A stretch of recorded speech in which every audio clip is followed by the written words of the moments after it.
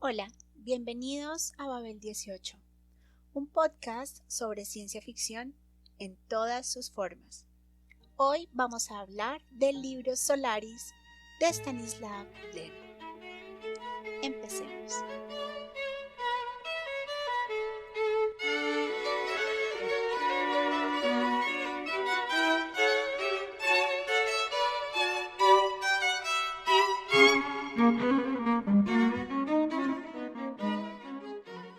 Hola, bienvenidos a un nuevo episodio de Babel 18.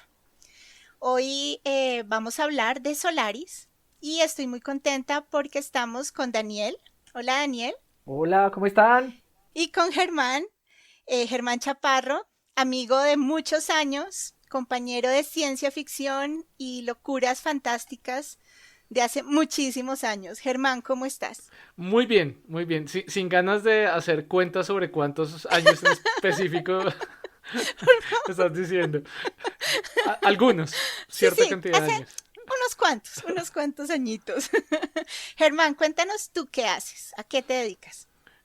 Bueno, principalmente soy astrónomo. Estudié pregrado en física y después hice posgrados, maestría y doctorado en astronomía en Holanda. Y desde el 2003 estoy viviendo en Colombia. Estuve trabajando en Bogotá un tiempo en la Universidad Sergio Arboleda y en la Universidad EXI. Y desde el año pasado estoy radicado en Medellín en el pregrado de astronomía de la Universidad de Antioquia, que gancho, cuña, es el único pregrado en astronomía en el país. Entonces aquí, bienvenidos. Y pues además, desde mucho antes de que me gustara la astronomía, me gustaba leer, entonces soy un ávido lector y pues también consumo mucha cultura popular y muchísima, bueno, ya no tanto, digamos, el trabajo no me deja tanto, pero en mis tiempos fui muy consumidor de ciencia ficción. Bueno, pues bienvenido, estoy segura que vas a enriquecer esta charla muchísimo. Vamos a hablar hoy entonces del libro Solaris de Stanislav Lem. Stanislav Lem nació en 1921. Es un escritor, psicólogo, futurólogo y filósofo polaco. Y estamos celebrando, el año pasado celebramos varios centenarios de la ciencia ficción y este año volvemos a celebrar entonces el centenario de Stanislav Lem, que me parece increíble. A mí de Stanislav Lem me parece maravilloso que fue casi Nobel. No, parece que el chisme que dicen es que no le dieron el Nobel porque alguien le dijo a la Academia Sueca que el tipo escribía ciencia ficción. Y como la ciencia ficción no es seria, pues entonces no le podían dar el Nobel. Ese es el chisme, ¿no? Pero estuvo a punto de ganarse el Nobel. Es reconocido como uno de los grandes escritores de la ciencia ficción, de los grandes padres de la ciencia ficción. Y pues ha escrito muchísimos libros, escribió muchísimos libros porque murió en el año 2006. Escribió muchos libros muy distintos, ¿no? Entonces escribió Solaris, que es oscuro, denso, pesado, serio, de ciencia ficción dura, pero también escribió Siberiada, que son esta serie de relatos que son absolutamente locos, ¿no? Divertidos, fantásticos, que mezcla la ciencia ficción con lo fantástico, que como que le revientan un poco la cabeza, pero también escribió, pues hizo una mirada entre divertida y seria con relatos del piloto Pix.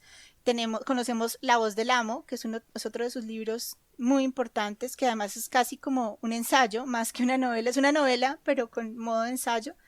Y hay un libro que me llama mucho la atención de él, que se llama Magnitud Imaginaria, y que me gusta mucho porque es una serie de introducciones y de reseñas a libros imaginarios.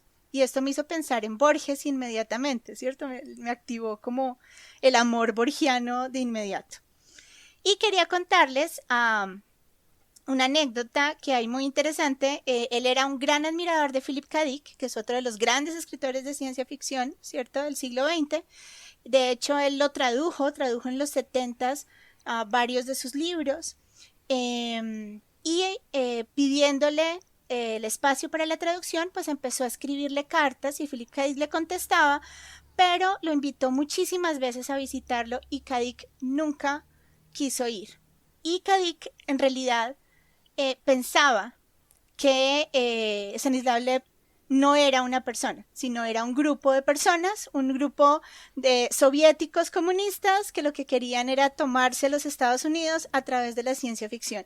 Y de hecho denunció ante el FBI y ante el Congreso las cartas que le estaba mandando Stanislav Lem, y digamos, un poco el argumento de él es que los libros de Lem eran muy distintos.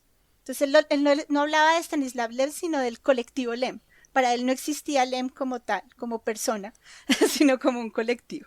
No, pero eso es buenísimo porque pues, en esencia también para Lem, pues yo creo que tengo entendido que fue un choque muy fuerte conocer la ciencia ficción de Estados Unidos. Yo creo que Lem, si hubiera estado un poquito más ido de la cabeza, habría podido pensar algo así, como que Philip K. Dick tampoco existía, sino que era un invento de Disney, del capitalismo. De la NASA, No, no, invento de la de la NASA. NASA, sí. No sé si Philip K. Dick en ese momento, después de tanto lidiar en mundos imaginarios, también ya se estaba un poquito yendo de la cabeza. Es Un probable, poquito nomás. sí, sí. Es probable. Bueno, no sé si quieres decir, Dani, tú algo sobre Lem. Bueno, de Lem es muy importante de Tomás recordar que él nos está ofreciendo a nosotros una perspectiva de la literatura, que ya que estamos hablando de la diferencia entre la literatura norteamericana y la de los otros países, nos está ofreciendo una perspectiva y nos está ampliando el campo de la ciencia ficción de una manera que ningún otro autor lo hizo antes que él. La mayoría de la ciencia ficción hasta el momento de Lem está basada en las estructuras de género que se produjeron en la era Campbell, en las estructuras de género que se estaban produciendo dentro de la nueva ola, y Stanislav Lem no logra estar dentro del género por una cuestión geográfica y política. Entonces él está escribiendo ciencia ficción, pero él no está anclando su ciencia ficción en la moda, en el momento, en lo que está sucediendo. No está dentro de los circuitos, no está dentro del medio. Inclusive a Stanislav Lem en algunas ocasiones le ofrecieron formar parte de las organizaciones de ciencia ficción y él se negó justamente por este problema, ¿no? Justamente por el sentir que lo que él estaba escribiendo era diferente.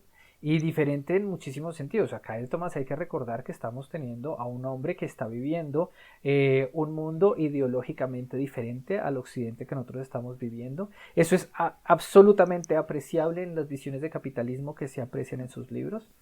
Pero además de eso tenemos un hombre que vivió la guerra en carne propia, ¿cierto? Que durante que sufrió la guerra, que además tenemos este hombre que tiene la experiencia de la ciencia en primera persona, que es algo que, por ejemplo, autores como Isaac Asimov van a tener también, el poder experimentar la ciencia en primera persona, el poder, todo su paso por la escuela de medicina, todo su paso por entender el cerebro humano desde la psiquiatría, es lo que a él también le permite llegar a ciertas conclusiones.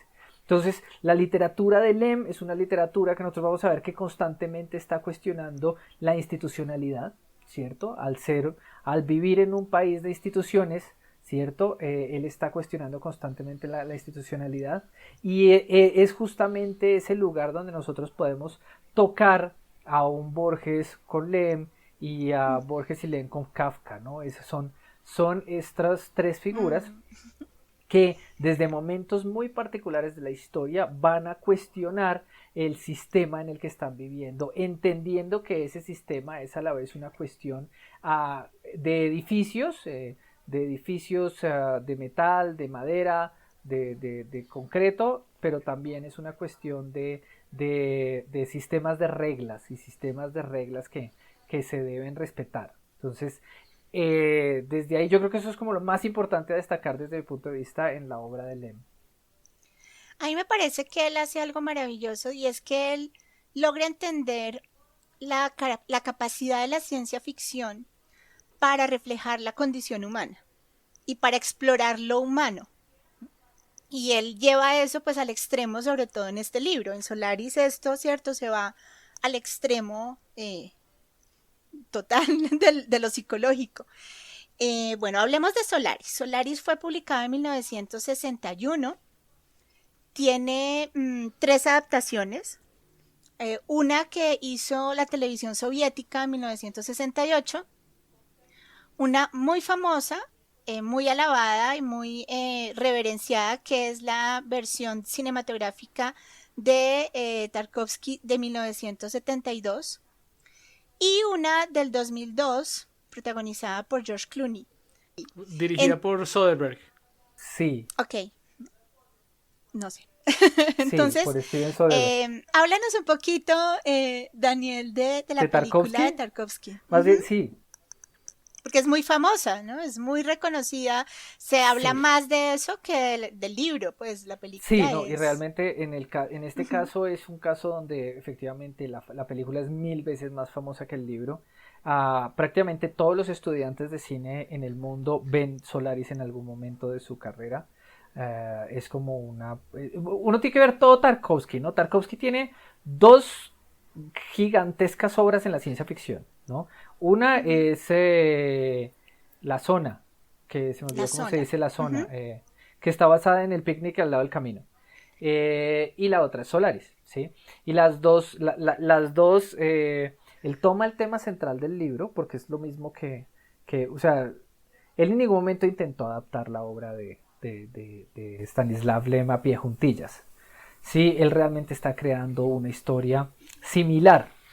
Ah, pero entonces va a tomar el espíritu del libro, va a tomar el espíritu de las descripciones en las que pues Stanislav Lem se gasta la mitad del libro describiendo el océano, ¿cierto? Y descubriendo cada ola y descubriendo cada forma que cada ola puede producir y descubriendo cada ola hasta que el mundo, hasta que al final logra describirnos con palabras todo un planeta.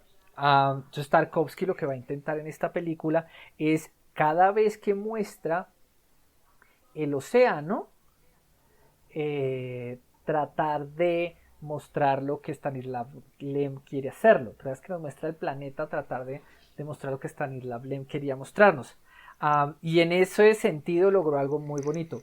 Pero Tarkovsky sí era más comunista, entonces en la que sí se diferencia muchísimo es en la estación espacial. Obviamente la estación espacial no es la estación espacial de LEM, pero ni de cerca, es otro tipo de nave. Es algo mucho más sofisticado. Y lo que va a hacer Tarkovsky es utilizar una óptica, un sistema de lentes que nosotros llamamos anamórficos y película de 60 milímetros. Entonces, ¿eso qué le permite a él? Le permite hacer un encuadre larguísimo. El recuadro. Nosotros cuando Mm, vemos una película, la película puede ser cuadrada o más larguita, y cuando la película es de plata, es largota. ¿Sí? ujú. Esta es mucho más larga y hecha con mucho más detalle y hecha con mucho más cuidado. Entonces se buscó al mejor director de fotografía uh, y y con un muy buen presupuesto generaron esta, esta oda a lo que significa hacer cine en la Unión Soviética, ¿no?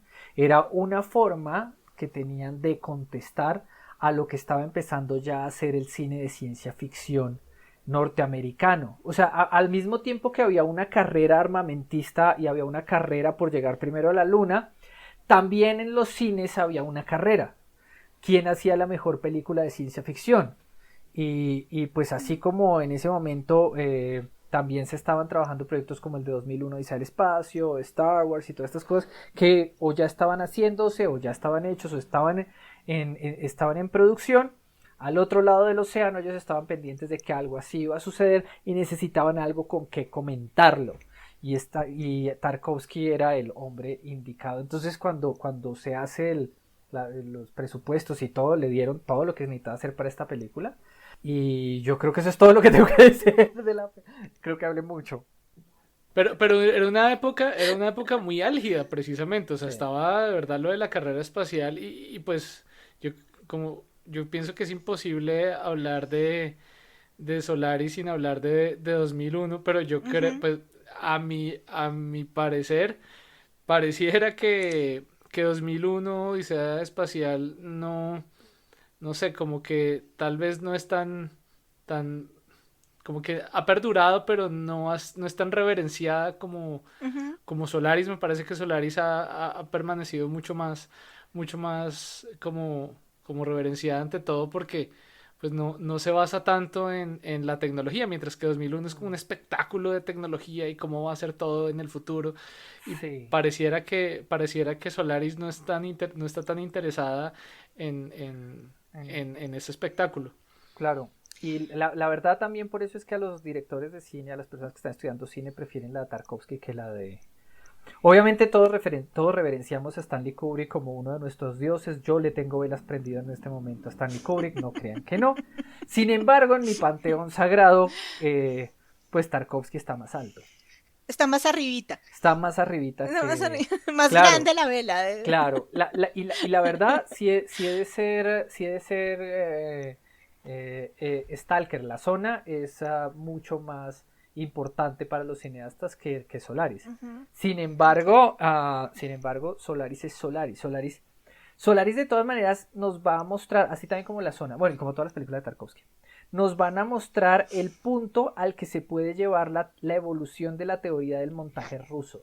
Nunca nada en la teoría del montaje ruso, nadie va a llegar más arriba de Tarkovsky porque es Tarkovsky, o sea, no hay. En cambio, en el cine norteamericano todavía se ha podido llegar mucho más arriba que, que Kubrick, porque, Tienes razón. porque Kubrick, genio como lo era, nació en un momento donde la teoría del cine norteamericano todavía no estaba acabada de construir. Los pelados que venían detrás de Kubrick son grandes genios también. Sí, ahí está George Lucas, sí, todos esos muchachitos que venían solo 5 años detrás de él. Sí, y la gente que tenemos hoy en día, un Tarantino es otra cosa. Y lo que está pasando en Corea con la teoría del cine norteamericano y Park Chan-wook es, pero más, o sea, salen por todos lados. Entonces, cuando los rusos respondieron a 2001 Odisea del Espacio con esta película, hubo dos cosas. Una, primero que todo, que la gente en el cine, las personas, no les gustó. Fue como, güey, qué película tan aburrida.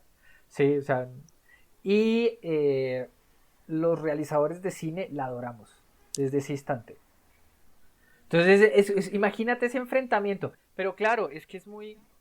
¿Para quién hace uno las películas? Para la gente, ¿cierto? O sea, entonces también uno vendría a decir como, bueno, ¿cuál es la gracia? Si a nadie le gustó, ¿por qué es tan buena?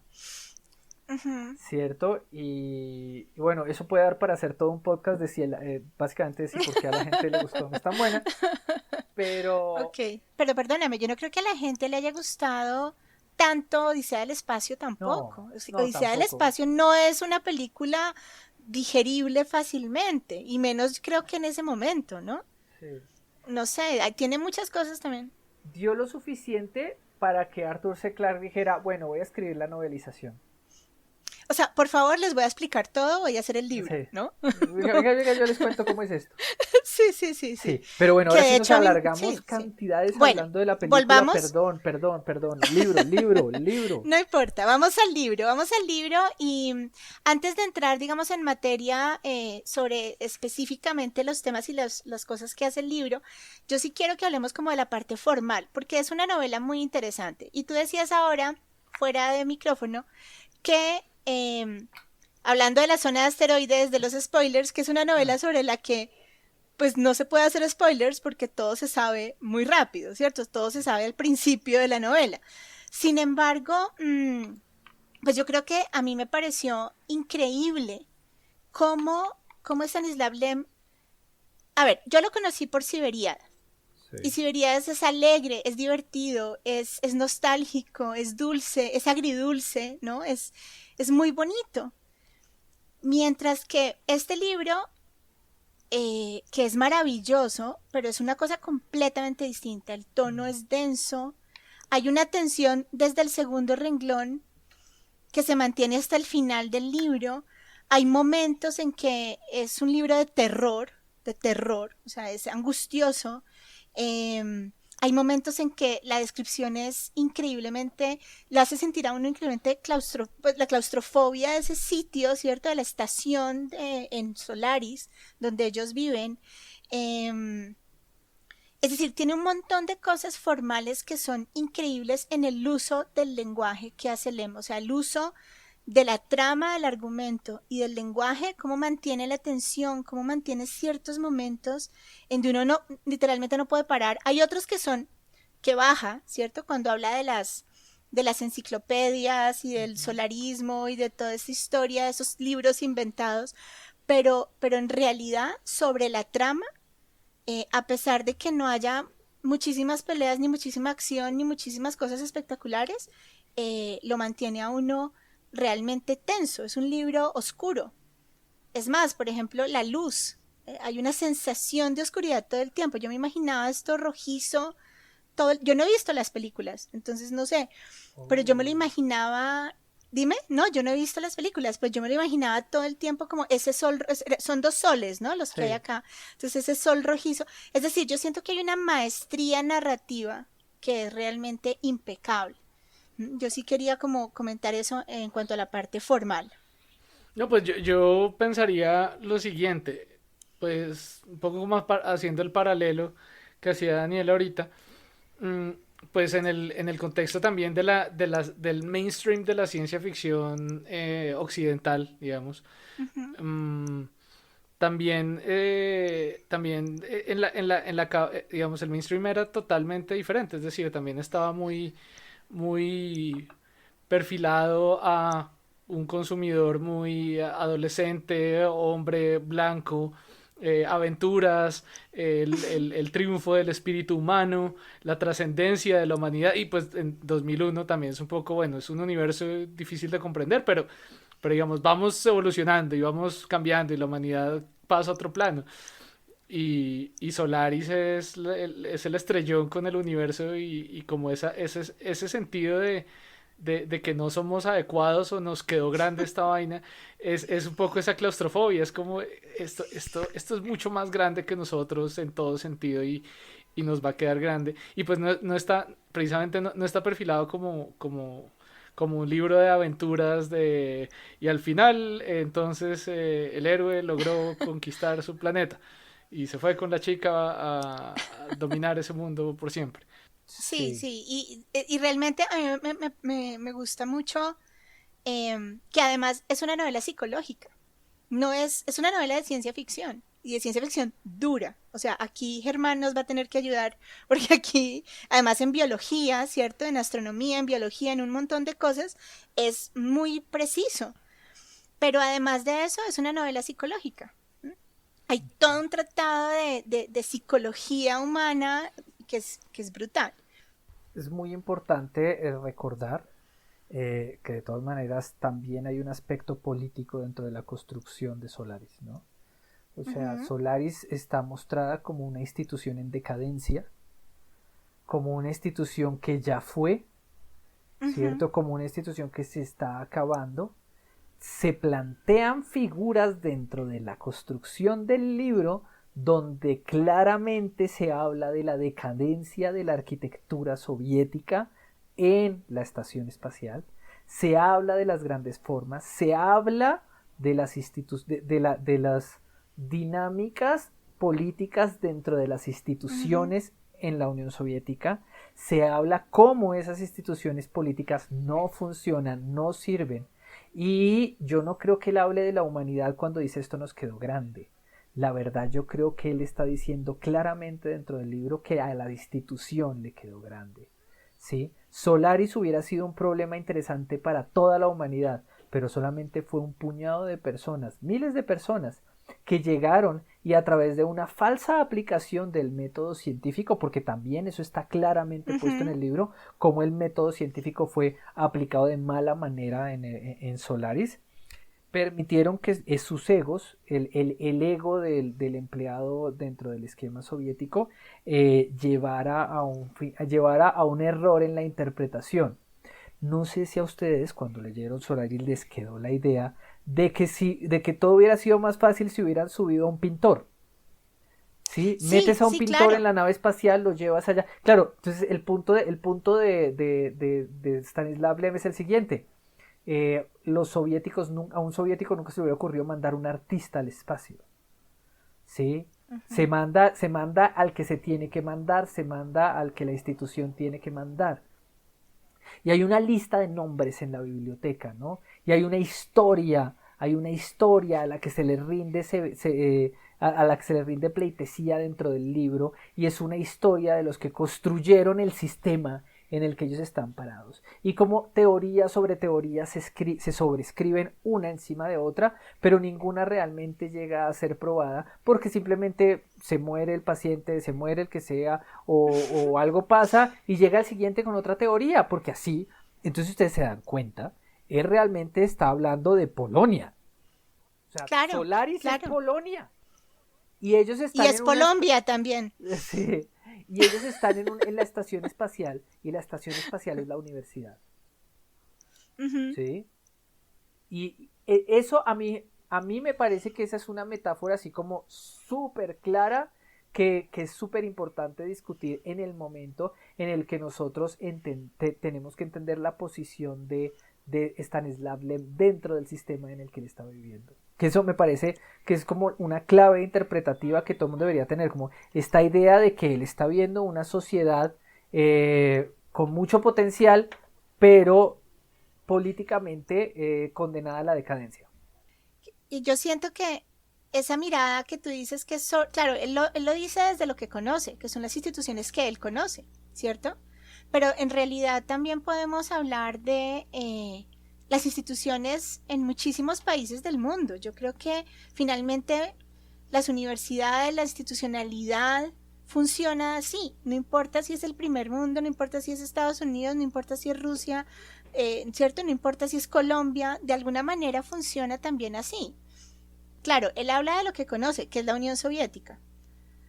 Pero de todas maneras, yo siento que ese anquilosamiento de las ideas ocurre en todos lados y lo muestra también, por ejemplo, Úrsula Le Guin en Los Desposeídos, ¿no? Como esos anarquistas también terminan siendo muy burócratas, ¿no? Es decir, eso existe, siento que en muchísimas partes.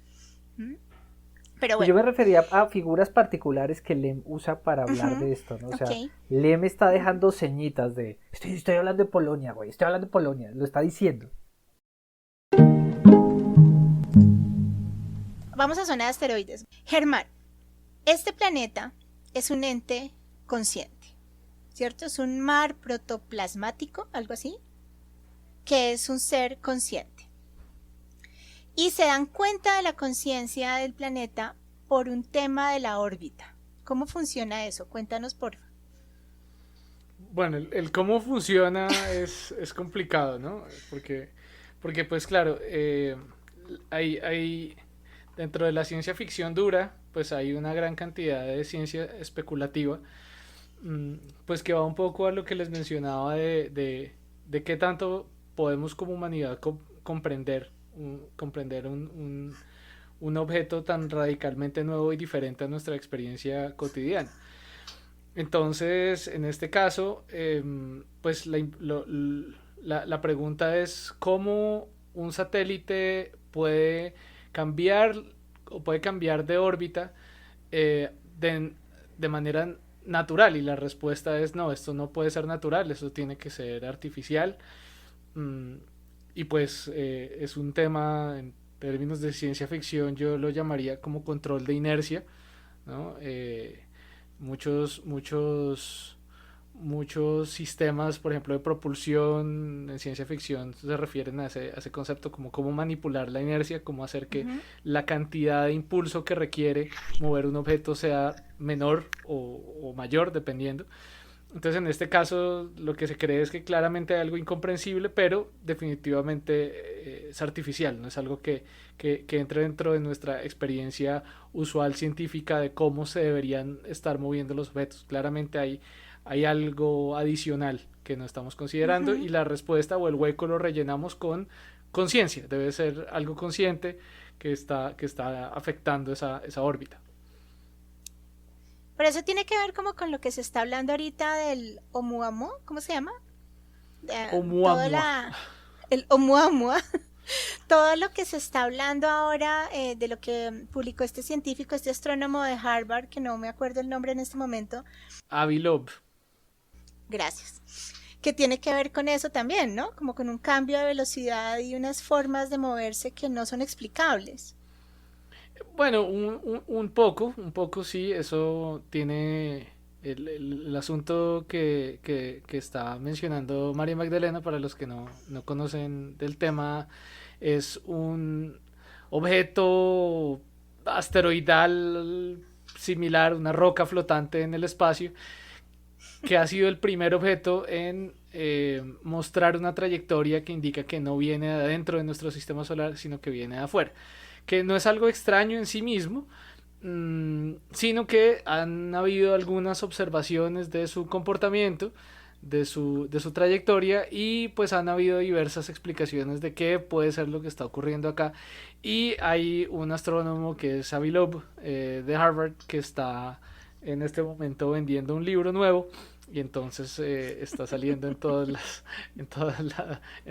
donde le presten micrófonos a decir que lo más probable es que sean eh, extraterrestres. Entonces, bueno, ahí está bastante está bastante lejos de lo que normalmente se considera, digamos, una hipótesis científica comprobada. Está simplemente diciendo una entre mil más, todas igualmente probables, eh, que definitivamente no, digamos, no toca tomarlo, como dicen los gringos, con un grano de sal, con un poquito de cautela esa conclusión.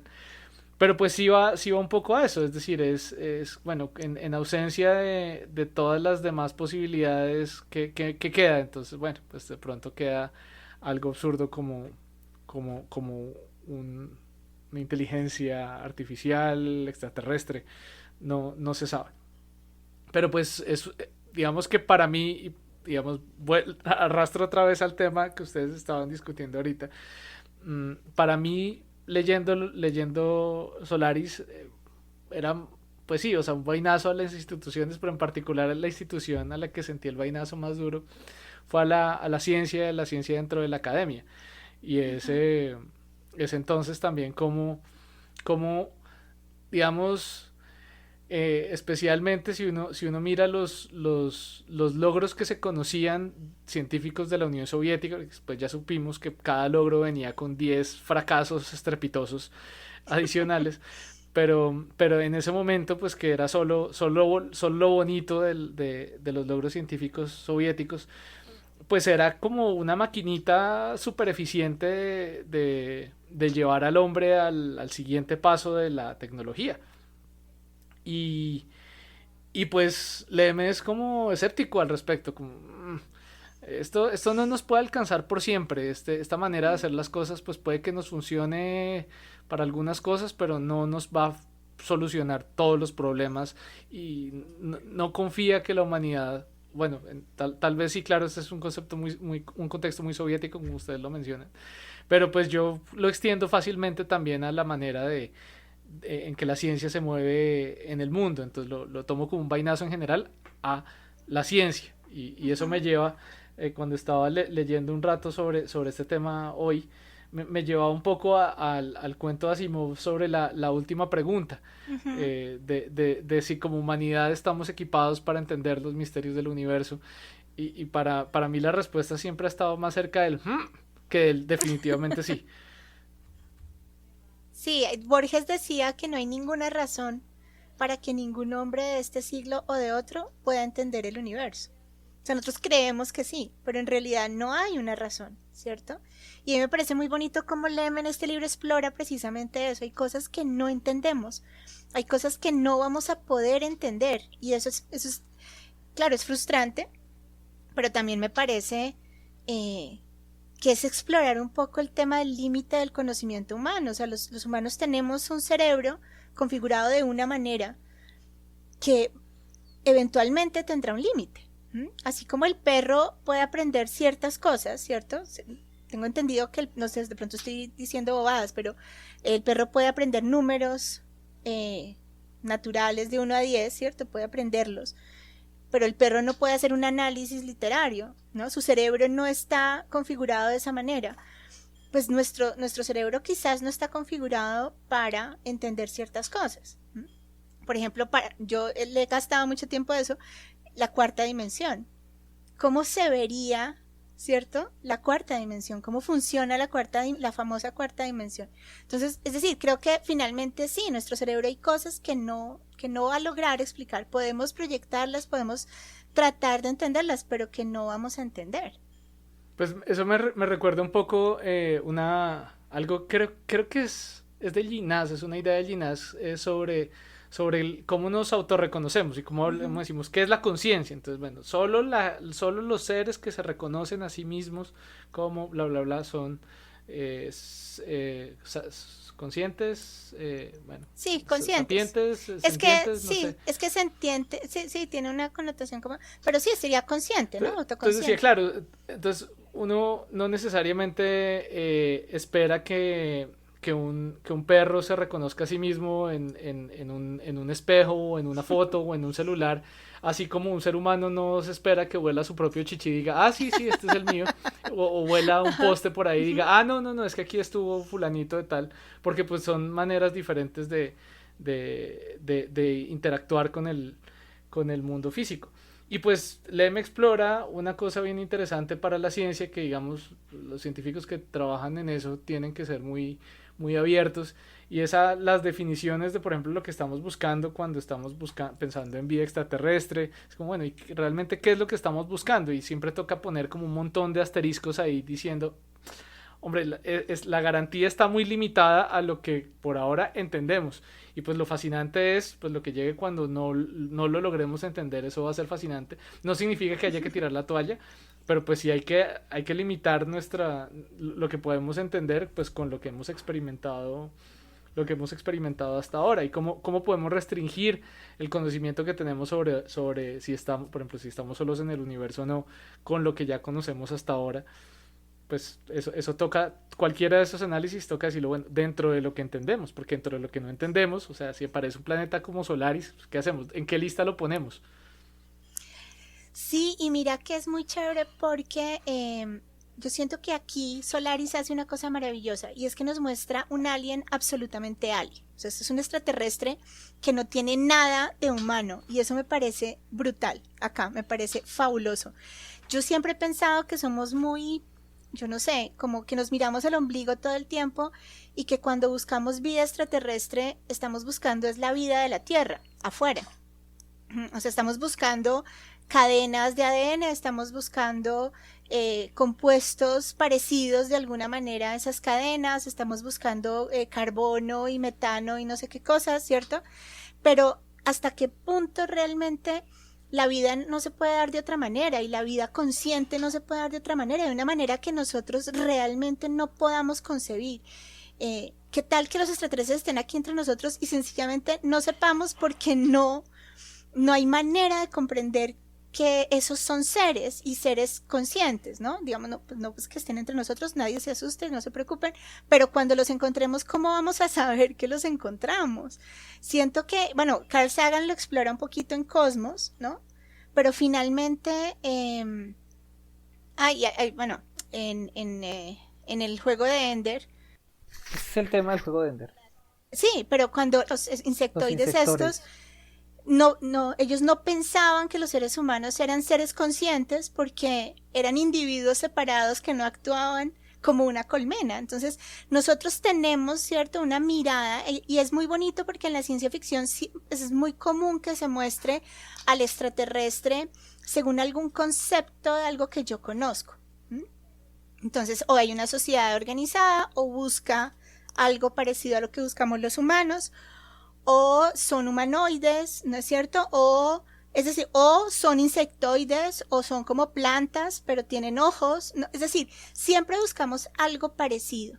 Y tanto en la ciencia ficción como en la ciencia, yo siento que es probable que encontremos muchas cosas y no nos demos cuenta, ¿no? No sepamos que están ahí. Sí, bueno, desde el tema de la búsqueda de vida extraterrestre, hay, digamos, en este momento hay una disciplina que está surgiendo, que es el análisis de atmósferas exoplanetarias, que es tratar de estudiar la luz que nos llega de la atmósfera a otros planetas que ya podemos detectar, esto es muy reciente pero ya se puede hacer, y tratar de entender por qué tienen la composición que tienen. Actualmente, hasta ahora, pues como se pueden imaginar, lo que hemos encontrado ha sido lo más obvio, que es lo primero que se encuentra en este tipo de búsquedas. Oxígeno. ¿No? Hidrógeno. Casi, agua, casi. por ejemplo, agua, que es de hecho bastante común. Es bastante común. Pero claro, ahorita estamos descubriendo lo aburrido, lo que se espera. Pero pues afortunadamente no tenemos que concentrarnos en lo que conocemos. O sea, claro, si encontramos lo que conocemos, lo máximo. O sea, si encontramos una atmósfera con oxígeno, con ozono, con metano, con dióxido de carbono, con monóxido de carbono, entonces diríamos, hey, ahí hay algo interesante. Pero a mí me parece que el gran... O sea, estoy dispuesto a apostar aquí, no mucha plata, pero estoy dispuesto a apostar de acá, que lo verdaderamente interesante va a ser atmósferas con composiciones que no podamos explicar por modelos químicos inertes, que actualmente lo que hemos descubierto se puede explicar muy bien por modelos químicos inertes, es decir, es un globo de gas con cierta temperatura, con cierta composición inicial, entonces la atmósfera se ve como se debe ver. Pero cuando comencemos a ver planetas cada vez más cercanos al tamaño de la Tierra, con atmósferas más parecidas a la que tiene la Tierra, y encontremos composiciones radicalmente diferentes a lo que esperaríamos desde la química, digamos, inerte, y desde lo que conocemos de la vida en la Tierra, ahí es donde vamos a comenzar a decir, hey, ¿cómo explicamos eso? Y la respuesta puede ser, debe ser alguna forma de vida que actúa totalmente diferente a como el metabolismo en la Tierra funciona, pero claramente es vida. Okay. Y ahí ya o sea, ya estaríamos más en terrenos solarianos, y es bueno, ¿y Sí, cómo sí. emerge una vida así tan radicalmente diferente? No lo sabremos. Tenemos un problema porque también nosotros vemos lo que podemos explicar y conocer, ¿no? No nos hemos puesto de acuerdo si los virus están vivos o no. Yo creo que también encontrar otras formas, que esto me parece muy bonito, no solamente en Lem, ¿no? Sino hay otros autores de ese lado de la cortina de hierro que proponían eso, ¿no? Pensando otra vez en el picnic al lado del camino, ¿no? Todo el picnic al lado del camino es la evidencia de que acá pasó algo, y que es extraterrestre, pero no sabemos qué fue, no sabemos cómo son, ¿cierto? Y ese ignorar al otro también nos habla de una cosa muy humana, ¿no? Y es eso, es conocemos por similitud, o sea, yo logro entender lo que puedo relacionar con lo mío. Si no lo puedo relacionar con lo mío, no lo puedo entender.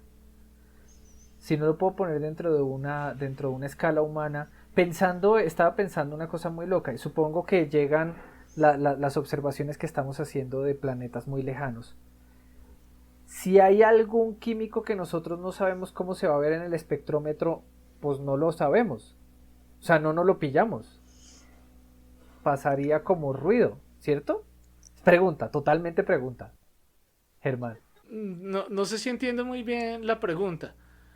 Bueno, digamos que, o más bien, voy a tratar de responderlo de otra manera. Y pues empiezo con un gran hasta ahora. Bien, Hasta cool. ahora, hasta ahora, todo lo que podemos encontrar a través de cómo diferentes, por ejemplo, atmósferas o gases en el universo absorben o emiten luz, eso parece ser bastante universal, y es decir, no se han encontrado eh, compuestos químicos específicos que no sean, digamos, universales en cuanto a su estructura.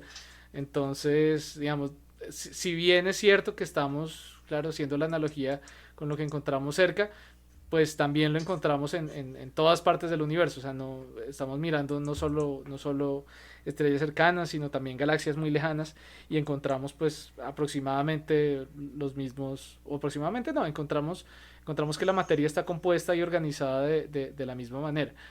Sin embargo, digo un gran hasta ahora, y pues en ese sentido o sea, no es que hayamos visto poquito, ya hemos visto harto, pero por el lado químico no ha habido nada que hasta ahora se diga, esto está, digamos, inexplicable. Ha pasado temporalmente, por ejemplo, en los 1800, cuando se comenzaron a tomar los primeros espectros de cometas, entonces no se parecían a casi nada, a lo que más se parecía era, por ejemplo, al aceite de oliva. Entonces, claro, radicalmente uno podría decir, es que hay aceite de oliva allá. pero, pero no, simplemente no conocíamos muy bien la estructura química de ciertas moléculas orgánicas y pues eventualmente logramos entenderlo. Entonces, pues, digamos, por el lado químico yo no estoy tan preocupado. Creo que sí me preocupa un poco más el tema de la conciencia y la manera de comunicarse. Creo que en eso sí no sabemos casi nada. Y pues digamos, mm, muchas de las especulaciones científicas que le apuntan a podernos comunicar con otras inteligencias, ahí es donde hay un vacío muchísimo más grande y es cómo nos vamos a comunicar. Y ahí sí estoy de acuerdo con que digamos, ahí sí estamos muy limitados a la experiencia de cómo funcionan y de hecho ni siquiera sabemos muy bien cómo funciona nuestro cerebro, así que estamos en la mala todavía, o sea, nos faltan varios siglos para poder entender cómo nosotros nos comunicamos para pensar en más allá. Pero estoy yo siendo súper pesimista, así súper influenciado por lemas, así como... Pero es que yo creo que eso es un poco así, porque, o sea, se dice, por ejemplo, que la ciencia sería como el lenguaje universal, ¿cierto? Entender que el átomo de hidrógeno, pues tiene un electrón y un protón, ese tipo de cosas. Todas las civilizaciones, entre comillas, avanzadas, tendrían que conocer eso. Sin embargo, cuando Lem nos muestra esta inteligencia, que es una inteligencia que vela por sí misma y que le gusta copiar cosas, ¿cierto? Que le gusta crear, eh, ellos lo llaman, ¿cómo es que lo llaman? Mimético, es algo mimético hacer, ¿cierto? Imitar cosas, y que se expresa mediante la imitación, además.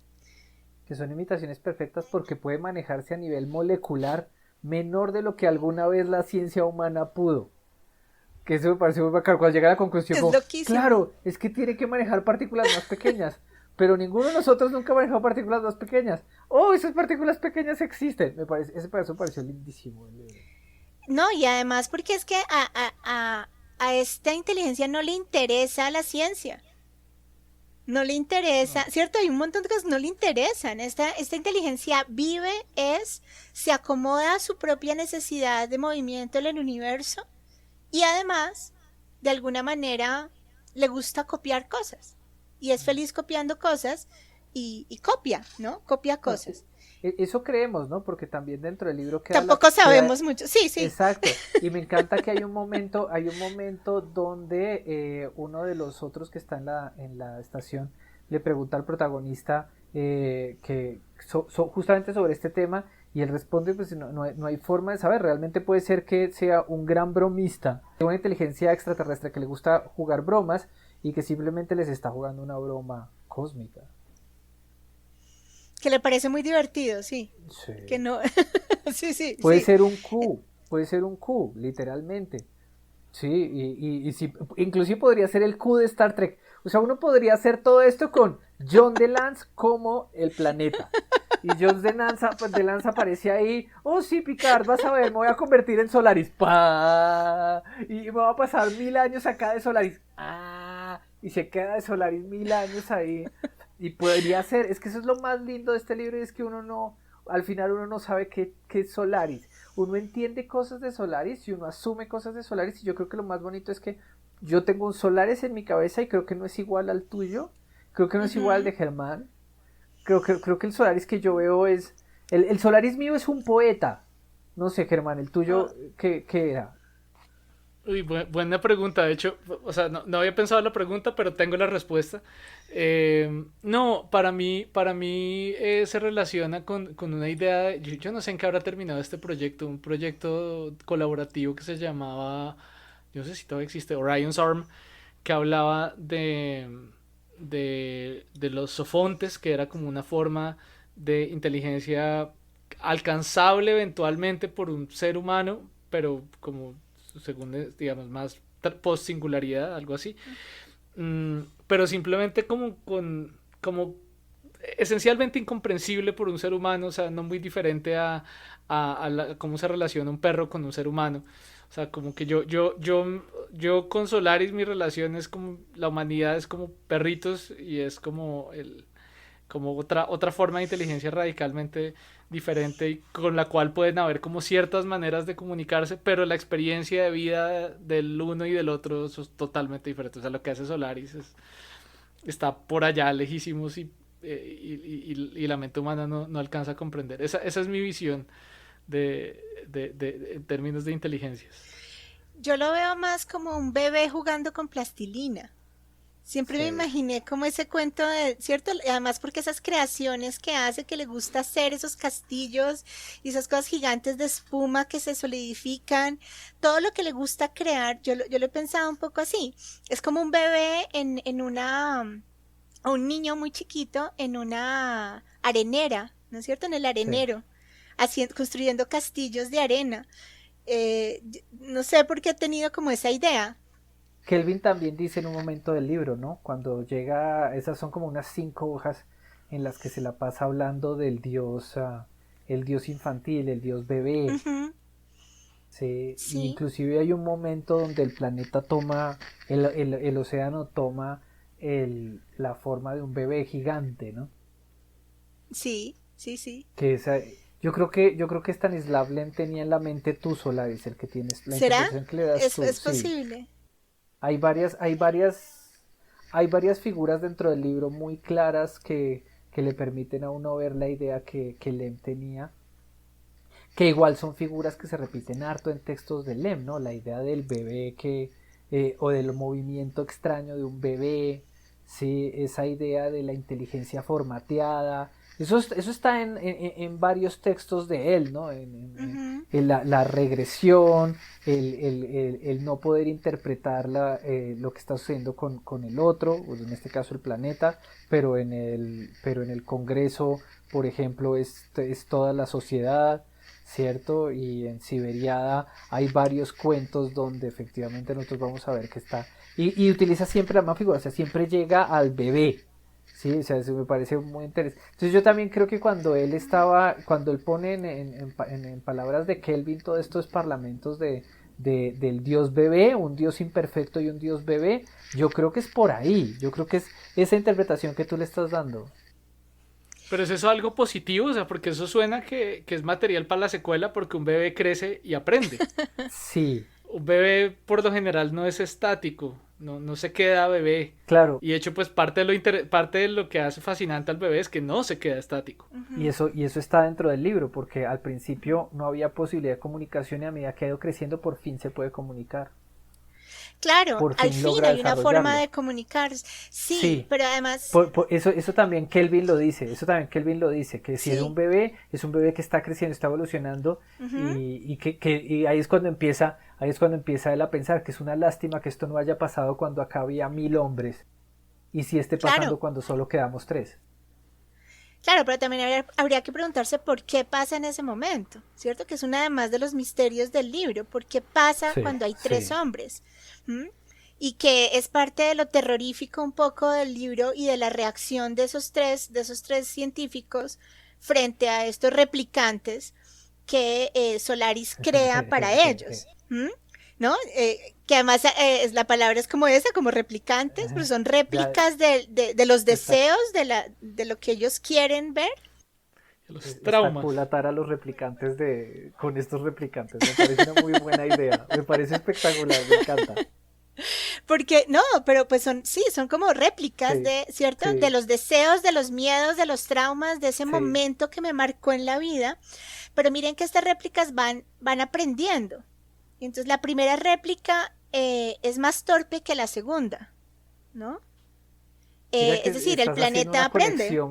estás haciendo una conexión con Dick que puede sonar graciosa, pero mira que al final empieza desde ese punto de vista de que Claro. van creciendo y de que van aprendiendo, que se van mejorando, efectivamente, ahí está, y Ujú. si nos damos cuenta también es una época hablándonos. Ahora, la pregunta es ¿por qué estos hombres, por qué estas personas, estos científicos rechazan con tanta vehemencia a esos replicantes? ¿Qué es lo que les pasa cuando se enfrentan a eso? ¿A qué se están Sí. enfrentando? ¿Y cuál es el miedo y ¿cómo se llama eso? Como el rechazo profundo y que les provocan esas réplicas? Lem trata de explicarlo en el capítulo 3 cuando trata de explicar que la chica, ¿cómo se llamaba la chica? No me acuerdo. Que, que Harry aparece no por el amor que él le tuvo cuando ella estaba viva, sino por la culpa que él sintió de cuando ella murió. Porque Harry llega siendo la culpa.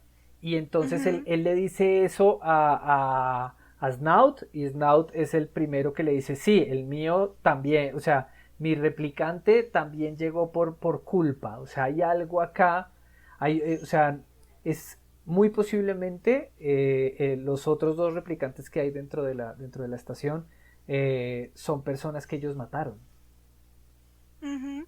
¿sí? Entonces, ahí es donde el tratado psicológico se vuelve demasiado complejo. Pero es entonces el Solaris tratando de comunicarse con los seres humanos a través de las emociones, a través de Sí, los traumas, a través de las culpas. Y no, y el libro digamos, dice porque que es pareciera que El libro dice que es por la imagen más fuerte que quedó en la cabeza. O sea, que Solaris agarra la imagen más fuerte y como la imagen más fuerte la tienes por la culpa, entonces esa es la imagen que utiliza. Eso es lo que dice pero Lem. parece que el tema de la comunicación verbal no parece ser un misterio. Es decir, el replicante se comunica, habla, se expresa. Eso no es, parece no ser problema para Solaris esa parte. Pareciera que Solaris está más interesado en la parte emocional, en comunicarse a través de las emociones. Es como, no sé, nosotros vemos volviéndolo el perro, el perro ladra y entonces uno le hace guau, guau, guau, o sea, sin entender muy bien qué es el guau, guau, guau, pero uno le devuelve el guau, guau, guau, porque es lo que más duro hace el perro. Entonces escanea a los humanos, ve que los humanos están por allá con esa vaina y dice, ay, ay, mira esto. Esto es lo Es más, esto mismo. pero además es que hay un juego Sí, muy sí, bonito sí. ahí, porque es que fíjense que el tema es como que Solaris maneja también como el subconsciente de las personas, tiene acceso a ese subconsciente, ¿cierto? A esa parte que los seres humanos ni siquiera podemos racionalizar.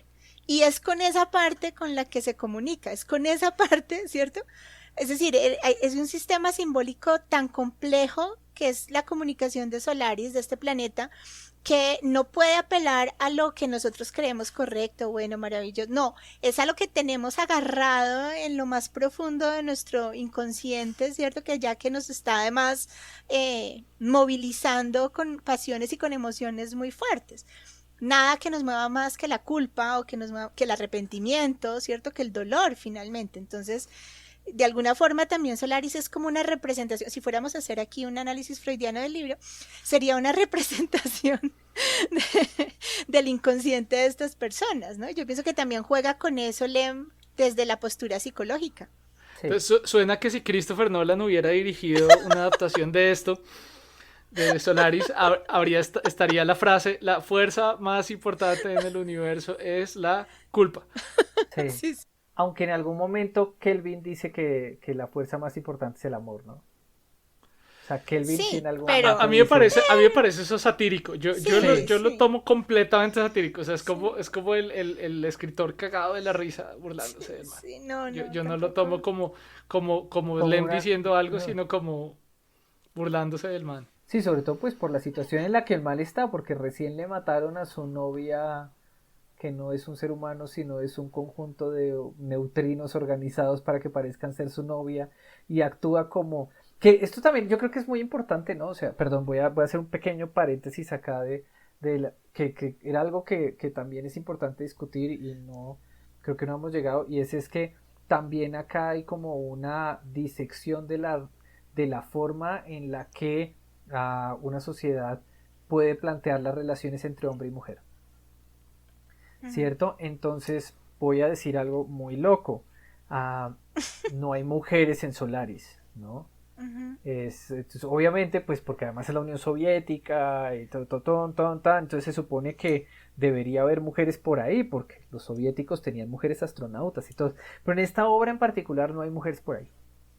¿Sí? Y cuando la mujer aparece en este personaje necesitado, ¿cierto? Este personaje que inclusive es como que no se va del lado. Un detalle que es lo más difícil de manejar para nuestro protagonista es la idea de que no se puede separar más de 5 metros de su mujer sin que ella se desespere. Ujú. ¿Sí? Y la forma en la que la relación sentimental se vuelve una especie de tortura psicológica para él, Ujú. el volver a ver a esta mujer, de todas maneras, el hecho de que ella se esté comportando de esa manera y de que no pueda estar lejos de él, nos presenta también una medio radiografía de cómo, de las relaciones de la forma en la que estoy tratando de decirlo de la manera más políticamente correcta posible, de la manera en la que, sí, no, porque es que es difícil manifestar. Vamos a decir algo, esto es de otro siglo, ahí está, claro, es que esto es literatura del siglo XX. Entonces en la literatura Sí. del siglo XX uno podía asumir que un personaje que necesitado, vamos a decir así, eh, podía identificarse con otras características femeninas, ¿cierto? O sea que me parece una cuestión problemática, pero a la vez es muy interesante porque nos permite ver cómo eran las cosas en esa época. Claro, pero también eso nos habla de cómo Solaris de alguna manera sí también está haciendo como una crítica a eso, porque es que es Sí, una claro, relación de eso desde el trata. apego, es una relación tormentosa desde el apego de una mujer que solo existe en función del hombre porque fue sacada del cerebro del hombre.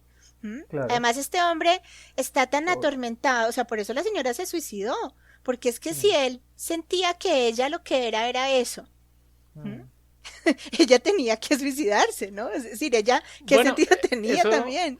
eso me recuerda este capítulo de Black Mirror que es como cuando reconstruyen a un man Ajá. basado Ah, en lo que ponía en Sí. redes sociales. Y es como, en este caso es más cruel porque es como lo veía, como la veía, cómo habitaba el cerebro ujú, o sea, realmente no es como era ella. no, Sí. Realmente, o sea, ujú, ella era un ser completo, sujeto completo, entero, independiente, pero es cómo es esa proyección. Entonces, pues yo no sé si es si necesariamente es tan anticuada o pues puede ser más bien algo progresista, como decir, vea, es que ujú, muchas veces las exacto. mujeres existen en la cabeza del hombre como cosas bidimensionales. eh, Sí. que funcionan, como dice María Magdalena, en función del apego, en función del trauma, Lo que pasa es que y eso no va ya. con el resto de horas de leer, entonces. Ahí sí estamos jodidos. Bueno, no, pues, pero es que también, miren, no podemos Pero, juzgar una obra desde ahora, es decir, no podemos juzgar Solaris desde los valores del no, siglo XXI. o sea, Eso no es se trata absurdo. de juzgarla, se trata de ver que la obra nos permite una ventana al Mm, siglo XX. O sea, juzgarla no tiene nada claro. que ver acá. Juzgarla ya se vuelve ahí sí, en serio, ya sin tomar el pelo, ser políticamente correcto, si eso no tiene nada que ver acá. Pero No.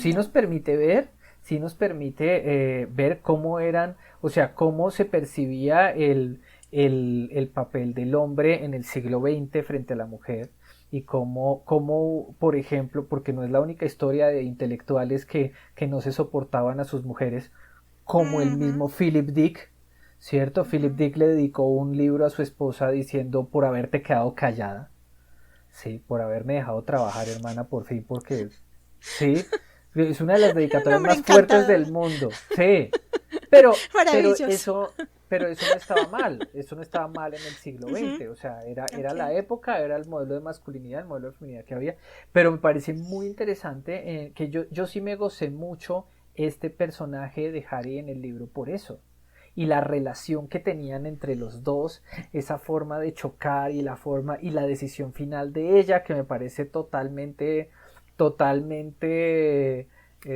robosensual, literalmente, o sea, y es muy Total. interesante. También refleja un modelo femenino, ¿no? Es que finalmente, Sí, si uno se pone a pensar en la mujer de los 60, ahora, no sé en Rusia, no sé en Europa en Oriental Polonia. cómo fuera, en Polonia cómo fuera, Porque no es pero Rusia. Rusia es muy ujú, liberado, pero por lo que entiendo Polonia no lo es. no, ujú, Por lo que entiendo Polonia es, sí, por lo que ujú, entiendo Polonia es un país bastante conservador. Entonces no sé, exactamente. ahí... Bueno, y Rusia Entonces, hoy en día se volvió también súper conservador, ¿no? Qué loco. yo siento que esa reacción también esa reacción de horror de los humanos ante los replicantes, que además son como entes aparte, son entes creados. Este planeta crea vida, crea estas réplicas, y ellas como que tienen su propia vida, ni siquiera responden a lo que el planeta quisiera, sino que son entes individuales, ¿m? De alguna manera. Pero yo siento que responde un poco a la teoría del valle inquietante, ¿m? Porque es que ellos saben que se comportan como humanos, que se ven como humanos, pero no son humanos, son creados por el planeta. Y entonces hay algo allí que se les rompe como, ¿no? En la percepción de esas réplicas. Esa idea se me vino a la mente cuando tú primero tocaste ese tema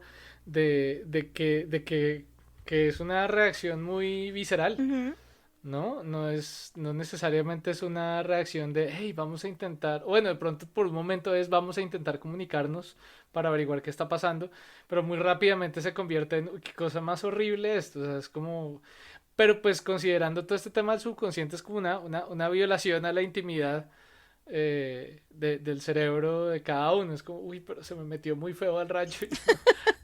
No quería, estaba lejos de mí. De hecho, quién sabe, de pronto me embarqué en esta misión precisamente ujú. para no estar ahí cerca de estos sentimientos, estar cerca de estos recuerdos y pues es traumático doblemente por eso. Pero sí, esa idea, yo no sé muy bien desde el funcionamiento del cerebro humano de dónde viene, por qué nos da cosa ese tipo de cosas. Pues yo estuve leyendo un poquito sobre la teoría del valle inquietante. Es una teoría formulada por un profesor japonés que se llama Masahiro Mori. Él la formuló en 1970 y él la planteó hablando de cómo los humanos reaccionan ante los robots. Entonces él hablaba un poco de que mientras más se parezcan los robots a los humanos, como que hay una curva de la empatía. Entonces se empiezan a parecer y nos van pareciendo chéveres y nos parecen cute y lindos, ta, ta, ta. Pero llega un momento en que son tan parecidos, pero nosotros sabemos que no son humanos, que nos produce es rechazo inmediato, que es una cosa también como visceral. Y entonces ha habido estudios sobre eso. Hay, por ejemplo, una teoría de que el cerebro está programado para como rechazar todo lo que ponga en peligro la especie. Y una simulación de lo humano, pues no permitiría que la especie se reprodujera, ¿cierto? Entonces, en ese sentido, digamos que lo rechazaríamos. Hay gente que dice que no, que eso todo es una bobada, pero pues hay un montón. El tema de la teoría del valle inquietante es muy interesante, porque tiene que ver como con todas las teorías sobre la empatía. En todo caso, ellos sienten eso. Ellos se sienten aterrorizados, hay un rechazo, ¿cierto? Empieza como más o menos, pero luego hay un rechazo claro. Ese rechazo se parece un poquito a lo que pasaría con los golem, ¿no? Claro. Con el rechazo a la figura del golem, con el rechazo a la figura del muerto viviente, o sea, como esos otros que se parecen mucho y no podemos entender, que han estado presentes siempre en la literatura y que solo hasta ahora que por fin tenemos como figuras humanas que se parecen a nosotros. Tal vez en el pasado la gente lo vio en algunas pinturas y decían como, uy no, paila, esto me da miedo, ¿no? O sea, pero hoy en día lo estamos viendo, oh, estos modelos antropomorfos son realmente asustantes, que Sí, tal sí. vez otro escritor hubiera preferido que el planeta se manifestara de otra forma. Ujú, sí, sí, de Sí, pronto. Pero además tú hablaste de ese otro y es la otredad absoluta, ¿no? sí. Es el Este es otro el otro máximo. Este es el. lleva, sí, Sí, llevado al máximo. Stanislav le dijo hasta dónde puedo llevar este cuento del otro. Venga, no, en serio. Así no, todavía se puede más. Así no, más. ¿Qué tal si no es un planeta, porque el planeta ya lo había manejado Ursula Le Guin para este momento. Entonces él dice, ¿qué tal si es un planeta? Pero no es el planeta, no, el océano el planeta, no más. Ni siquiera les doy a Gaia, no, es el océano. ¡Oh! Esto también es una cuestión de tonos, que es justamente una cosa que Stanislav Lem maneja muy bien, ¿cierto? El tono oscuro de este libro igual no es deprimente. O sea, para hacer un libro donde no hay nada emocionante, el libro en sí es muy emocionante. La forma narrativa en la que está construido también hay que tenerla en cuenta. Es un libro que se lee muy rápido, que te pone a ti a leer muy rápido, inclusive en los capítulos en los que está escribiendo teorías científicas o en los capítulos que está contando las historias de teorías científicas, está escrito de una manera que le permite a uno leer muy rápido, mucho punto, poca coma, y entonces uno empieza ti. Cuando uno menos piensa, uno está súper metido en la emoción y de repente, pum, algo pasa y otra vez estoy dentro de la acción y de nuevo otra vez estamos en la biblioteca pensando. Y eso a mí me parece que es muy interesante de un libro tan oscuro que a la vez sea tan divertido de leer, porque este libro sí que es oscuro. Sí, y es angustiante y abrumador. A mí me hizo sentir angustiada todo el tiempo. De hecho, ahorita estaba pensando, se me ocurrió esto un poco por molestar, pero ahorita que lo dicen, eh, obviamente pues Lem no escribió este libro para hacer una secuela, o sea, Solaris 2, más Solaris que... Solaris, más Solaris que nunca. A mí por el pesimismo absoluto del libro, para mí no cabe ningún, o sea, eso que hablamos ahorita, que de pronto está aprendiendo, es un bebé que está aprendiendo. A mí a pesar de todo el optimismo no me da, para mí eso es un libro completamente pesimista y no hay más, es decir, eso ya es como no por las cosas que pasan en el libro a la humanidad le va a ir mejor tratando de entender o comunicarse con Solaris. Esa es mi visión muy pesimista. ¿Ustedes tienen esa misma visión? ¿Podemos hacer un Solaris 2? No, y yo creo lo mismo. Yo creo que yo hablaba del bebé, pero yo no creo que el bebé realmente crezca. Es decir, yo creo que es como Solaris es cruel sin saberlo o sin importarle. Solaris no es humano y no toma decisiones humanas y no tiene motivaciones humanas. Entonces, por más que sí se haya terminado dando una comunicación que fue tan buscada, hay una manera de comunicarse con Solaris, pero tampoco hay una intencionalidad clara en esa comunicación. No sabemos qué quiere realmente Solaris. Entonces, yo siento que no hay una segunda parte. Sí, acabarían con el libro, sería masacrar el libro hacerle una segunda parte. No, obvio. Sí, no. Yo creo, por favor, no. Yo voy a decir una cosa, y es que obviamente no se le puede sacar segunda parte, pero para mí no me pareció un libro pesimista. Voy a decir varias cosas por qué. Una, desde el principio el personaje nos cuenta que él ya volvió a la Tierra. Entonces, por más de que uno piense mal, el personaje acaba vivo. Desde el principio del libro, Stanislav Lem le bota a uno ese salvavidas. Desde el principio, desde las 2-3 primeras hojas, él ya está contando que esto ya pasó, que esto fue hace años, que él está en la Tierra. ¿Sí? Entonces uno sabe por lo menos que el man va a vivir, ¿cierto? Y ahora acá viene una cosa muy loca. Él tiene la oportunidad de cerrar la relación que nunca pudo cerrar.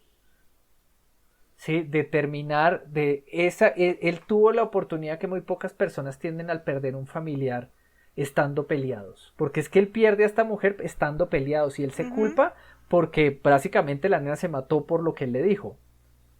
¿Sí? Entonces cuando un familiar se muere estando peleado es muy terrible. Él tiene la oportunidad de reconstruir la relación y ver cómo la relación se acaba estando bien, no estando peleados. Entonces él tuvo la oportunidad de arreglar todos los errores de su vida. Eso me parece que es muy bueno. En una obra que de por sí es oscura, pero en medio de la oscuridad es donde uno puede ver ese pequeño rayito de sol. O sea, Solaris es terapia. Terapia psicológica extrema. No la terapia. Solaris para él, ¿no? El doctor claro. Gerabian y el otro doctor también no les fue tan bien con Solaris. No les fue tan bien con Solaris, exactamente. Finalmente es viajar muy lejos para conocerse a sí mismo, ¿no? Es decir, ir a otro No le planeta. vaya a decir eso a Bastidas, que Bastidas pues, sabe que tiene una teoría completa con eso de viajar. Dice, no habla de otra cosa, viajar lejos para conocerse a sí mismo es el mantra de Rodrigo. Bueno, pero Solaris es ¿cómo se llama eso? Como la Mm. Y de Jorge aplicación de esa Carrión, idea. ¿ustedes han escuchado el podcast de Solaris? El de Jorge Carrión. No. Eso es súper bonito, es No. súper bonito. Es un podcast que habla sobre el mundo contemporáneo, Ujú. desde la ciencia ficción, y se llama Solaris. Y es bien bonito, o sea, se los recomiendo. Vale, muy bien, muchas gracias. Bueno, no sé si queremos decir algo más, comentar algo más. Invitarlos a escuchar el podcast desde el observatorio. Está en Spotify, en Apple Music, en todas esas vainas. Claro Por que sí. supuesto que lo Noticias escucharemos. semanales, Uy, astronómicas, qué bien. pequeñas cápsulas, bien divertidas. Entonces, qué rico. Ahí está. Vuélvenos a decir cómo se llama. Desde el observatorio. Muy bien, lo vamos a buscar, por supuesto. ¿Y dónde te pueden encontrar, Germán? Bueno, me pueden seguir en redes sociales. Bueno, ante todo en Twitter estoy como Germán Show. Ese soy yo ahí. Tuiteo noticias de ciencia, a veces fotos de comida. Es una cuenta de astronomía y gastronomía. Muy bien. Ah, muy cool, muy cool, muy cool, muy cool. Bueno, Daniel, ¿a ti dónde te pueden encontrar? Bueno, yo tengo mi Twitter, @DanielMonge, el YouTube, que es el canal Estereoscopio. Básicamente son como las dos lugares donde me pueden conseguir más. Muy bien, y a mí me pueden hablar en Twitter, @magatorres y @magagatitos en Instagram. Y si les gustó, pues nada, compartan y por aquí nos vemos de nuevo. Muchísimas gracias, Germán, por estar aquí con nosotros.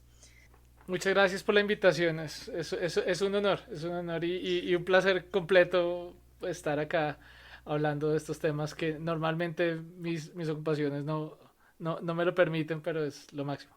Súper. Bueno, pues bienvenido Qué bueno. siempre. Muchísimas gracias. Daniel, qué rico verte de nuevo. Vale, ten mucho buen día, buena tarde, buena noche. No sé a qué horas nos están escuchando. Chao, chao.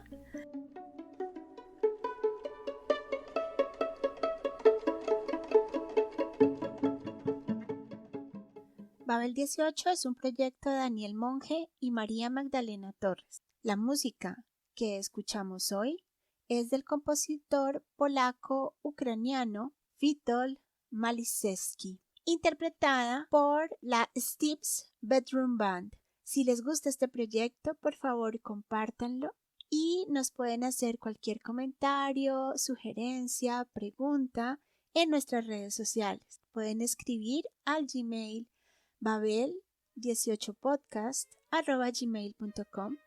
También nos consiguen en Twitter en @babel181 y en Instagram @babel18 _podcast. Hasta pronto.